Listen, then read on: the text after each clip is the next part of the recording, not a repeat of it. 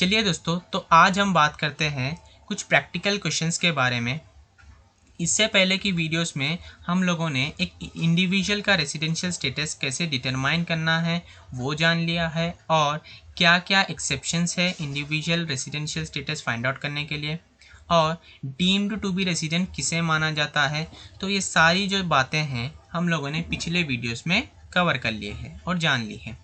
तो अब हम एक प्रैक्टिकल क्वेश्चंस करते हैं ताकि हमें अच्छे से समझ में आ जाए और जो भी हमारे डाउट्स थे वो सारे के सारे इस प्रैक्टिकल क्वेश्चन में क्लियर हो जाए और रिवीजन भी हो जाए हमारा। तो आइए करते हैं इलस्ट्रेशन 1। तो देखते हैं क्या है इलस्ट्रेशन 1 और इसे कैसे सॉल्व करना है। चलिए, mister Anand is an Indian citizen and a member of the crew of a Singapore-born Indian ship engaged in carriage of passengers in international traffic, departing from Chennai port on 6th June 2021 from the following detail for the previous year 21-22. Determine the residential status of Mr. Anand for assessment year 2022-23, assuming that he stays in the last previous year preceding previous year 2021-22 is 400। तो वो क्या है समझ नहीं आया, फिर से बता दो। तो चलिए हिंदी में बताता हूँ मैं कि क्या बोल रहा है क्वेश्चन में। देखिए, मिस्टर आनंद करके एक व्यक्ति है, मिस्टर आनंद करके एक व्यक्ति है और वो क्या है, एक इंडियन सिटीज़न है। मिस्टर आनंद जो है वो है इंडियन सिटीज़न और वो मेंबर है, मेंबर ऑफ द क्रू है।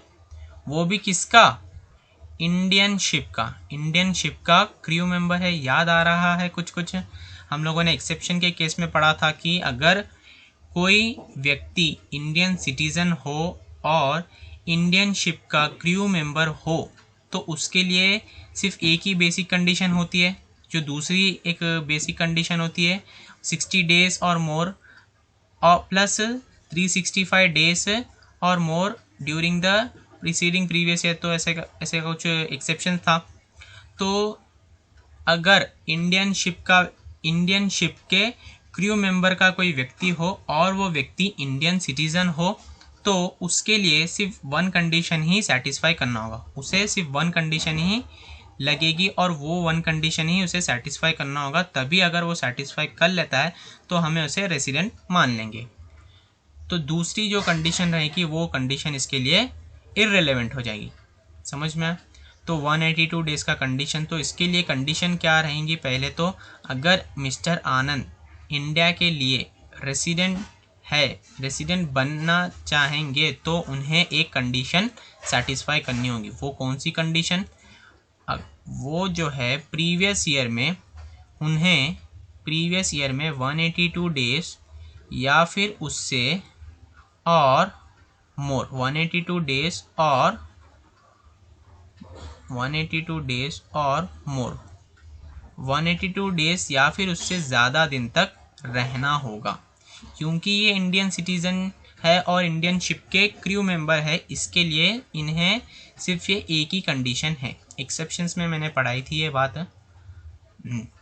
तो अब हम देखते हैं कि मिस्टर आनंद यहाँ पे और कुछ इन्फॉर्मेशन दी गई है कि देखिए प्रीवियस ईयर जो है वो है हमारा 21-22, ये बात को ध्यान में रख के चलिए। और ये प्रीवियस ईयर जो है वो क्या है, current previous year, CPY, current previous year और प्रीसीडिंग प्रीवियस ईयर में फ़र्क होता है।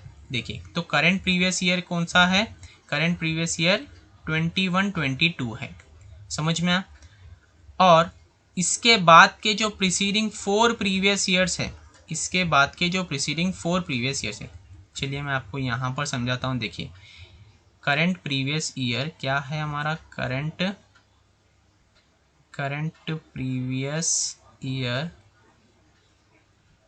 प्रीवियस ईयर हमारा है, देखिए 21-22, राइट। सॉरी यहाँ पे मैं रफ कर देता हूँ। करंट प्रीवियस हमारा है 21, 22, चलिए 21 और 22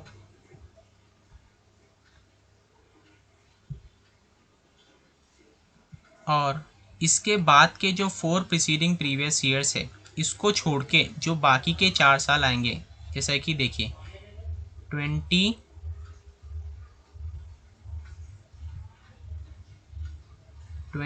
और 21, 20 और 21, 2020 से लेके 2021 तक, फिर 19 से लेके 2019 से लेके 2019 से लेके 2020 तक, 2019 से लेके 2020 तक, ये 2 साल हो गए। और 18 से लेकर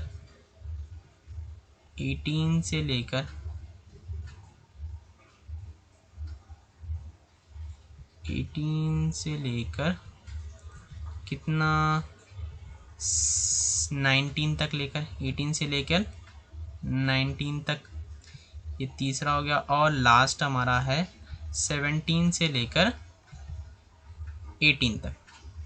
तो दोस्तों ये है हमारे 4 प्रीसीडिंग प्रीवियस ईयर। तो ये जो 4 है हमारे, वो है 4 प्रीसीडिंग प्रीवियस ईयर। इसका मतलब करंट ईयर को छोड़कर जो 4 साल है बाकी के, उसके भी प्रीवियस ईयर्स है, वो हमारे हो जाते हैं 4 preceding previous year. 4 preceding previous year, ये जो 4 है वो हमारे 4 प्रीसीडिंग प्रीवियस ईयर। तो यहाँ पर बताया गया है कि जो 4 प्रीसीडिंग प्रीवियस ईयर्स में मिस्टर आनंद ने 400 डेज तक स्टे किया है इंडिया में। तो ये 4 साल का मिला के जो है 400 डेज तक मिस्टर आनंद ने इन 4 सालों में इंडिया में बिताए हैं। इन 4 सालों में मिस्टर आनंद ने 400 दिन बिताए हैं। अब वो कौन से ऐसे हो गए वो नहीं पता, लेकिन इन 4 सालों के मिला के 400 दिन तो है भाई, समझ में आया। और हमें ये करंट ईयर में कितने दिन बिताए हैं पहले तो वो देखना होगा। करंट ईयर में मिस्टर आनंद कितने दिन थे, तो उसके लिए हमें कुछ पर्टिकुलर में कुछ इन्फॉर्मेशन दी गई है। देखिए, date entered into the continuous discharge certificate in respect of joining the ship by mister Anand, यानी कि शिप में ज्वाइन हो गए थे कब, मिस्टर आनंद जो है शिप में कब ज्वाइन हो गए थे, 6 जून, यानी कि जब शिप में चढ़ गए थे वो और निकल पड़े। और आए कब वो इंडिया को, date enter into the continuous discharging certificate in respect of signing off the ship by mister, और वो शिप से साइन ऑफ कब हुए, यानी कि शिप से उतरे कब और इंडिया में आए कब, 9 दिसंबर 2021। समझ में आया। तो 6 जून से लेकर 9 दिसंबर तक वो क्या थे, इंडिया से बाहर थे। तो पहले हम ये देख लेते हैं कि वो इंडिया से कितने दिन बाहर थे। तो इस साल में पूरे कितने डेज होते हैं, इस साल में पूरे डेज होते हैं, एक साल में पूरे 365 डेज होते हैं, ये तो हमें पता है 365 डेज। अब हम देखते हैं कि और एक साल कैसे कैलकुलेट करते हैं हम, अप्रैल से लेकर मार्च तक, अप्रैल से लेकर मार्च तक देखते। तो पहले हम देखते हैं क्या, लेकिन हम पहले ये देख लेते हैं कि इंडिया से कितने दिन बाहर थे, अप्रैल से लेकर मार्च तक तो होता है एक साल, फाइनेंशियल ईयर कहते हैं।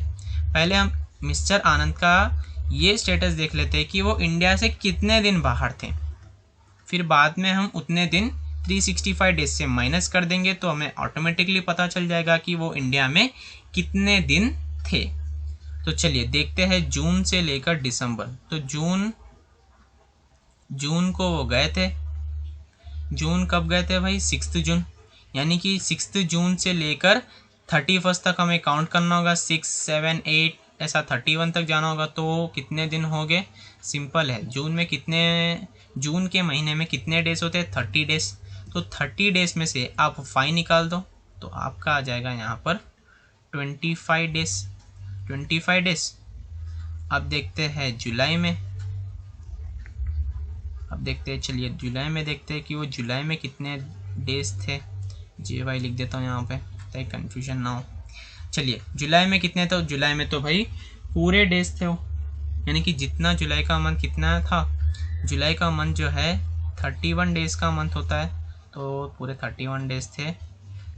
सिर्फ दिसंबर में है, दिसंबर को आए थे वो, मिस्टर आनंद जो है दिसंबर को इंडिया को आए, तो हमें दिसंबर का वहाँ पर कैलकुलेशन करनी। तो जुलाई अगस्त में जो है, अगस्त में भी वो पूरे दिन रहे होंगे, अगस्त में भी वो पूरे दिन रहे होंगे। अगस्त में कितने दिन होते हैं अगस्त के महीने में? अगस्त के महीने में भी 31 डेज होते हैं, 31 डेज होते हैं। और फिर अगस्त के बाद सितंबर में देख लीजिए, सितंबर में कितने डेज होते हैं? सितंबर में होते हैं 30 डेज। सितंबर में कितने होते हैं? 30 डेज। और फिर सितंबर के बाद नवंबर में देख लीजिए, नवंबर में भी थे ही होंगे वो बाहर। नवंबर में नहीं, सितंबर में 30 डेज। नवंबर में कितने? अगस्त, देखिए जून जुलाई अगस्त सितंबर अक्टूबर, सॉरी अक्टूबर का भी ले लेता हूँ मैं, अक्टूबर, यहाँ पे अक्टूबर कर देता हूँ इसको। अक्टूबर में कितने होते हैं? 31 डेज होते हैं, 31 डेज अक्टूबर हो गया। और ये नवंबर हो गया, नवंबर में कितने डेज? 30 डेज। तो चलो भाई अब दिसंबर आ गया। दिसंबर क्या है? आ गया। दिसंबर में वो कब आए थे पहले हम ये देख लेते हैं। देखिए 9 दिसंबर को वो आ गए थे, तो 9 दिसंबर के बाद से जितना भी होगा, जितने भी दिन बच रहे हैं दिसंबर में, तो वो इंडिया में थे होंगे। तो वो कब आए थे? 9 दिसंबर। चलो तो 9 दिसंबर तक आए थे, तो कितने डेज? 9 डेज, 9 ही तो डेज ना, 9 डेज। तो अब हमें इन सभी डेज को कैलकुलेट करना होगा और देखना होगा कि टोटल कितने डेज वो बाहर थे। तो चलिए लीजिए कैलकुलेटर और कीजिए कितने डेज वो बाहर थे। 25 + 31 + 31 + 30 + 31 + 30 प्लस कितना? 9। कीजिए कितने डेज हो गए? डेज कितने हो गए? पूरा जो टोटल हो गया है वो हो गया है 187। 187। तो इतने दिन 187 डेज तक मिस्टर आनंद बाहर थे इंडिया से। तो कितने दिन वो थे? तो साल में होते हैं पूरे 365 डेज। 365 डेज होते हैं साल में। 365 डेज माइनस 187 डेज कर दो तो आपको आंसर आ जाएगा। अगर हम माइनस करते हैं 365 में से 187 डेज माइनस करते हैं तो हमारा आंसर आता है, हमारा आंसर क्या आता है भाई? हमारा जो आंसर आता है वो है 178। 178 समझ में आ? तो इंडिया में 178 डेज तक स्टे किया था मिस्टर आनंद ने। तो लेकिन कंडीशन क्या बता रही थी? 182 डेज और मोर during the previous year. Current previous year में 182 डेज या फिर उससे ज़्यादा दिन रहे हो, तो ये थी कंडीशन। क्या वो कंडीशन को सेटिस्फाई कर रहे हैं? नहीं कर रहे, तो इसका मतलब मिस्टर आनंद जो है, मिस्टर आनंद क्या है? इंडिया के लिए not resident. Not resident India के लिए क्या है? नॉट रेसिडेंट मिस्टर आनंद। समझ में आ? जब नॉट रेसिडेंट है तो भाई ऑर्डिनरली, नॉट ऑर्डिनरली रेसिडेंट तो होंगे ही नहीं। समझ में आ?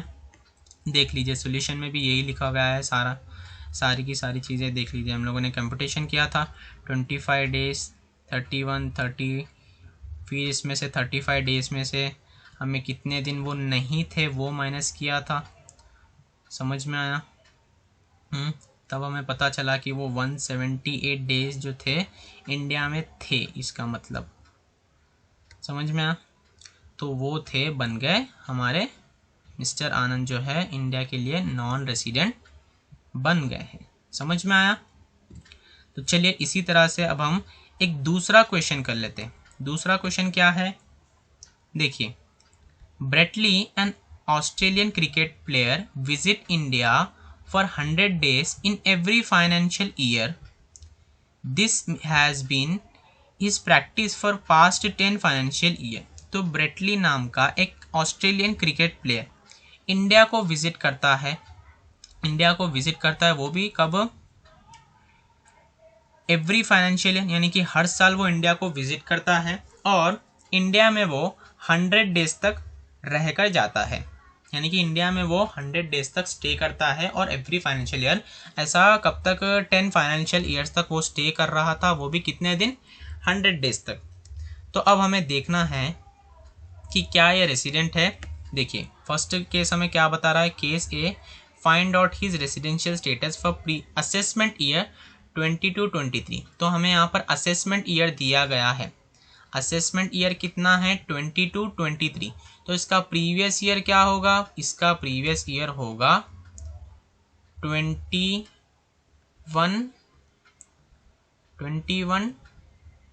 22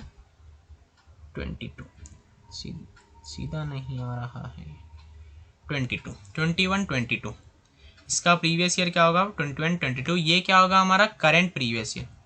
ये हमारा करंट प्रीवियस ईयर होगा। तो देखते हैं कि करंट प्रीवियस ईयर में इसने कितने दिन स्टे किया है। देखिए करंट प्रीवियस ईयर में जो कि था कितना? 21-22 इसमें बता दिया गया था कि वो एवरी ईयर 100 दिन तक इंडिया में रहते थे। एवरी ईयर 100 दिन तक इंडिया में, 100 डेज तक वो इंडिया में रहते थे और प्रैक्टिस करके जाते थे। तो करंट ईयर में भी वो कितने थे? करंट प्रीवियस ईयर में भी वो 100 डेज थे, 100 डेज थे। तो यहाँ पर कंडीशन क्या है? या तो 182 डेज उससे ज़्यादा, 182 डेज और मोर, या फिर दूसरी कंडीशन क्या थी? अगर फर्स्ट कंडीशन सेटिस्फाई नहीं हो रही है तो दूसरी कंडीशन देखना होगा, क्या वो प्रीवियस ईयर में 60 डेज या फिर उससे ज़्यादा थे? हाँ जी भाई थे, 60 डेज उससे ज़्यादा हो गए। प्लस और एक दूसरी कंडीशन भी अटैच्ड है, क्या वो 4 साल तक preceding the previous current previous year को छोड़कर बाकी के जो 4 साल आएंगे, देखिए 2020, 21, 19, 22, 1, 2, 3 और ये 4, क्या वो ये 4 साल के अंदर तक 365 डेज या फिर उससे ज़्यादा इंडिया में थे? देखिए तो वो हर साल 100 दिन तक रहते थे। ऐसा 10 साल तक आए थे वो इंडिया को, 10 साल तक आते जाते रहते थे और हर साल वो 100 डेज तक इंडिया में स्टे कर जाते थे। तो ऐसा 10 साल तक का, लेकिन हमें 10 साल तक का नहीं, सिर्फ 4 साल तक का डेटा चाहिए। तो 100 एवरी ईयर का 100, इसका मतलब 4 साल का 400 हो गया। तो जी भाई हाँ, वो सेकंड कंडीशन को भी, उसके साथ जो सेकंड कंडीशन के साथ अटैच थी कंडीशन, उसको भी सेटिस्फाई कर रहे। वो 60 डेज और मोर रह रहे, 60 डेज और उससे ज़्यादा रह रहे हैं करंट प्रीवियस ईयर में, और preceding the current previous year, यानी कि करंट प्रीवियस ईयर को छोड़कर बाकी के जो 4 प्रीवियस ईयर आ रहे हैं, 4 प्रीसीडिंग प्रीवियस ईयर, उसमें वो 365 डेज और उससे ज़्यादा, 365 डेज से ज़्यादा रहे, तो सेकेंड कंडीशन वो सेटिस्फाई कर दे रहे हैं, इसलिए वो बन गए हैं रेसिडेंट तो मान लेना चाहिए हमें, रेसिडेंट टू इंडिया। तो ये बन गए हैं ब्रेटली जो है इंडिया के रेसिडेंट बन गए। अब हमें देखना होगा क्या वो ऑर्डिनरी रेसिडेंट बनते हैं या नहीं। तो चलिए देख लेते हैं। Computation of period stage during 7 previous. तो ऑर्डिनरी के केस में क्या है भाई एक्सेप्शन, यानी कि कंडीशंस क्या है? कंडीशंस क्या है? या तो उन्हें 7 प्रीसीडिंग प्रीवियस ईयर, जो भी करंट ईयर है उसको छोड़कर 7 preceding previous year, 7 previous year में 7 प्रीसीडिंग प्रीवियस ईयर में उन्हें कितने दिन तक स्टे करना होगा? 730 डेज तक स्टे करना होगा। कितने दिन तक स्टे करना होगा उन्हें इंडिया में? 730 डेज और मोर।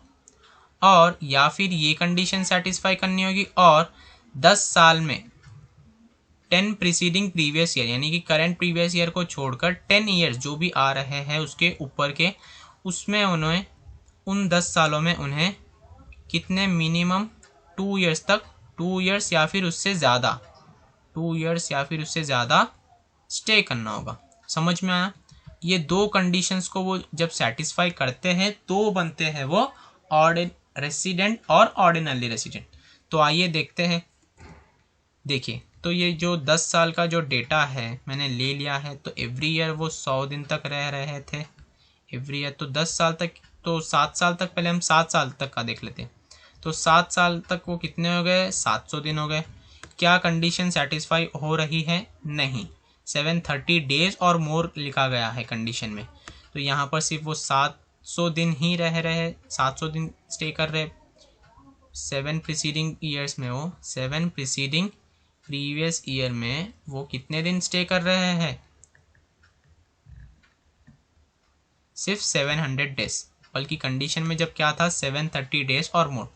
तो इन दोनों में से किसी वो एक भी कंडीशन को सेटिस्फाई नहीं करते हैं तो वो ऑटोमेटिकली बन जाते हैं not ordinary resident, resident but not ordinary resident.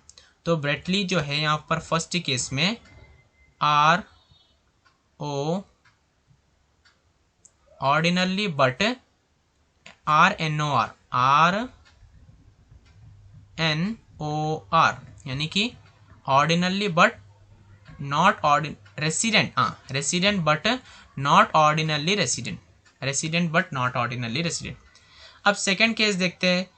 Would you answer change if the above fact relate to Shrikant an Indian citizen who resides in Australia and represent the Australian cricket team? What would be your answer if Srikanth had visited India for 120 days instead of 100 days every year including previous year? तो अब यहाँ पर क्या किया गया था? Brett Lee जो है वो तो ऑस्ट्रेलियन के थे, ऑस्ट्रेलियन के सिटीजन थे, और लेकिन बस वो इंडिया को आ रहे थे, विजिट कर रहे थे 100 डेज के लिए एवरी फाइनेंशियल ईयर। लेकिन अब यहाँ पर दिया गया है कि श्रीकांत, ब्रेटली हट गए, श्रीकांत आ गए। अब श्रीकांत इंडिया को आ रहे हैं और श्रीकांत जो है इंडियन के सिटीज़न है, इंडिया के सिटीज़न है, यानी कि वो यहीं पर बॉर्न हुए थे।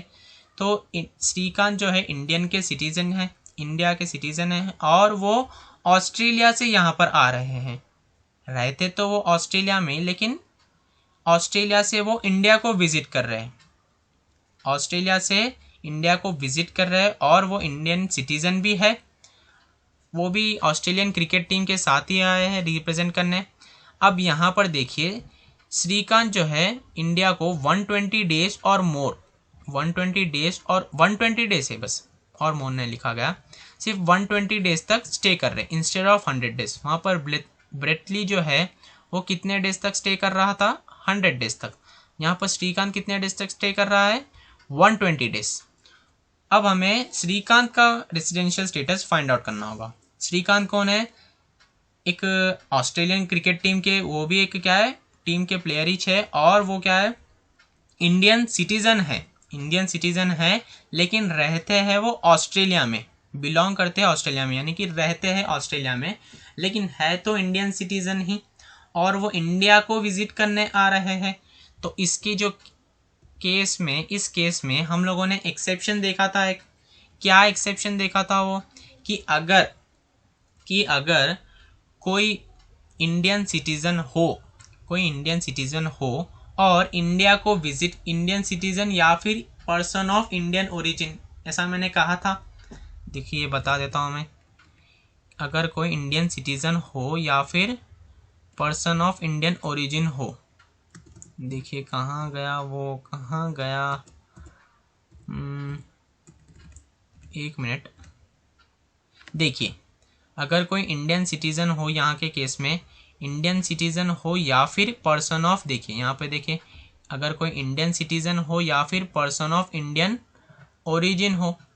पर्सन ऑफ इंडियन ओरिजिन का मतलब जो जब अनडिवाइडेड इंडिया था, यानी कि जब इंडिया का पार्टीशन नहीं हुआ था, जब इंडिया में क्या क्या थे, बांग्लादेश भी इंडिया में ही था और पाकिस्तान भी इंडिया में ही था, यानी कि अनडिवाइडेड इंडिया कहते थे हम। तो उस टाइम पर किसी के ग्रैंड पेरेंट्स या फिर पेरेंट्स बॉर्न हुए हैं, उस टाइम पर अनडिवाइडेड इंडिया में बॉर्न हुए थे।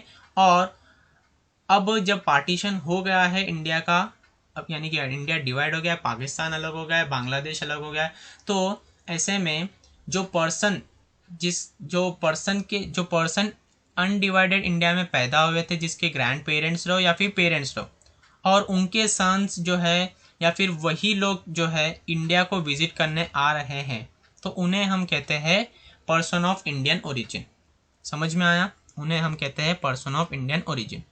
तो इंडियन सिटीजन हो या फिर पर्सन ऑफ इंडियन ओरिजिन हो, वो अगर इंडिया को विजिट करने आ रहे हैं, तो हमें उन्हें देखना होगा कि फर्स्ट क्या कंडीशन, क्या उनकी इंडियन इनकम, इंडिया के सोर्स से,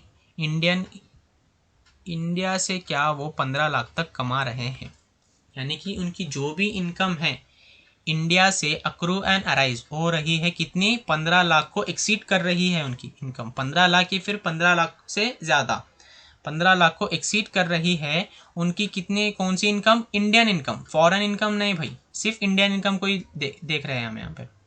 क्या उनकी इंडियन इनकम जो है 15 लाख को एक्सीड कर रही है?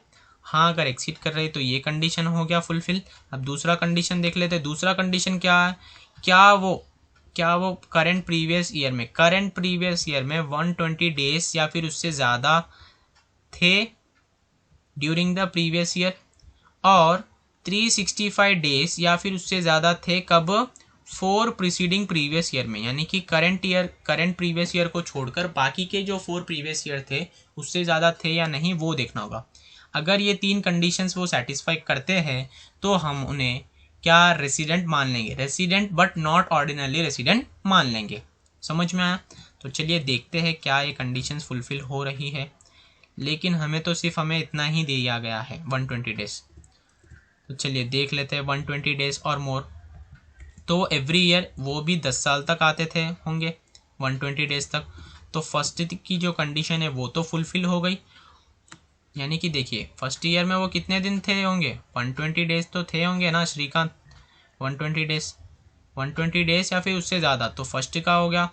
और क्या था, 365 डेज और ज़्यादा कब, 4 प्रीसीडिंग प्रीवियस ईयर में। तो देखेंगे 120 इंटू 4 कर लीजिए, 120 इंटू 4 तो क्या होगा, 12 4 जा होगा 48, ये 0, तो 365 डेज इससे ज़्यादा थे। तो वो दो भी कंडीशंस को सेटिस्फाई कर रहे हैं और वो क्या है, इंडियन सिटीज़न भी है। बस हमें इतना देखना होगा, अगर उनकी इनकम जो है 15 लाख्स को एक्सीड कर रही हो तो सिंपल हम उन्हें मान लेंगे resident but not ordinary resident, resident but not ordinary resident. समझ में आया दोस्तों? तो ये जो सारा जो ग्रंथ लिखा हुआ गया है यहाँ पर, जो सारा महाभारत यहाँ पर लिखा गया है, वो और कुछ भी नहीं बल्कि मैंने आपको समझा दिया था, अब भी समझाया वही है। समझ में आया दोस्तों? तो चलिए मिलते हैं अगले वीडियो में। Till then goodbye and take care.